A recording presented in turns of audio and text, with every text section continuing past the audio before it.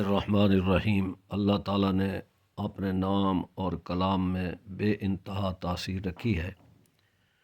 یہ ساری کائنات اور کارخانہ قدرت اسی ذات کریم جل جلالہ کے نام کی برکت سے قائم و دائم ہے۔ حدیث شریف میں اسی بات کو یوں بیان فرمایا گیا ہے۔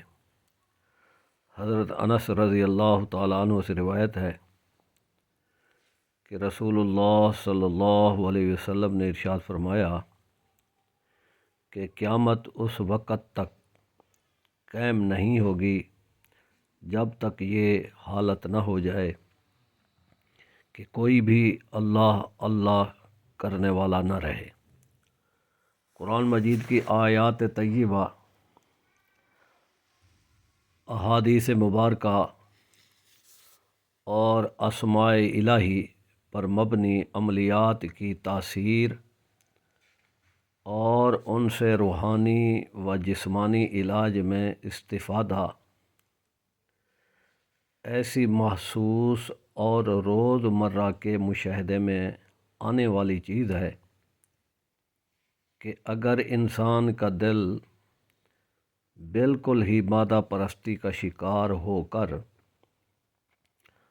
روحانی اثرات سے عاری نہ ہو چکا ہو تو اس کا انکار ناممکن ہے۔ خود قرآن مجید نے دو مقامات پر سورۃ یونس اور سورہ بنی اسرائیل میں اپنے آپ کو شفا کہا ہے۔ مفسرین رحمہم اللہ کے مطابق یہ لفظ عام ہے اور اس کو روحانی شفا کے ساتھ خاص کرنا محض ایسا دعویٰ ہے جس کی کوئی دلیل نہیں۔ بلا شبہ اصل شفا بخشنے والی ذات تو اسی پروردگار کی ہے جس کے بارے میں حضرت ابراہیم علیہ السلام نے فرمایا، اور میں جب بیمار ہوتا ہوں تو وہی مجھے شفا بخشتا ہے۔ لیکن دنیا چونکہ اسباب کے ذریعے سے چل رہی ہے، جس طرح دیگر مختلف نسخوں اور ادویات میں اللہ جل جلالہ نے شفا رکھی ہے، اسی طرح مختلف عملیات میں بھی یہ تاثیر اسباب کے درجے میں موجود ہے۔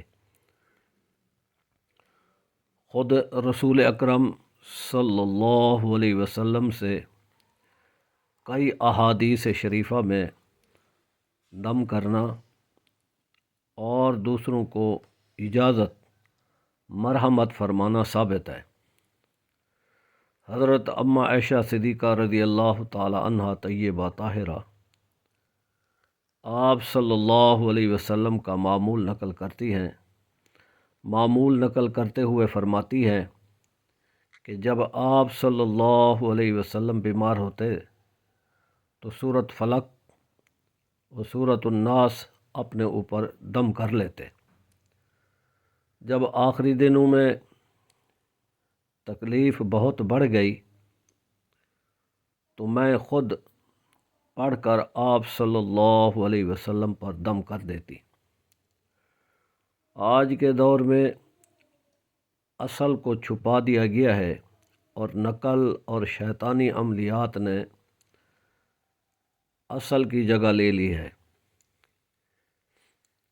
اسی وجہ سے دو نمبر عامل مسلمانوں کے ایمان اور مال اور عزتوں کے ساتھ کھلواڑ کر رہے ہیں۔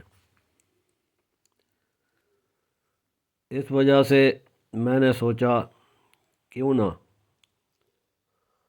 قرآنی عملیات بتائے جائیں جن پر عمل کر کے مسلمانوں کو دنیا اور آخرت کا فائدہ ہو، اور روحانی اور جسمانی شفا ہو۔ انشاءاللہ میری آنے والی ویڈیوز میں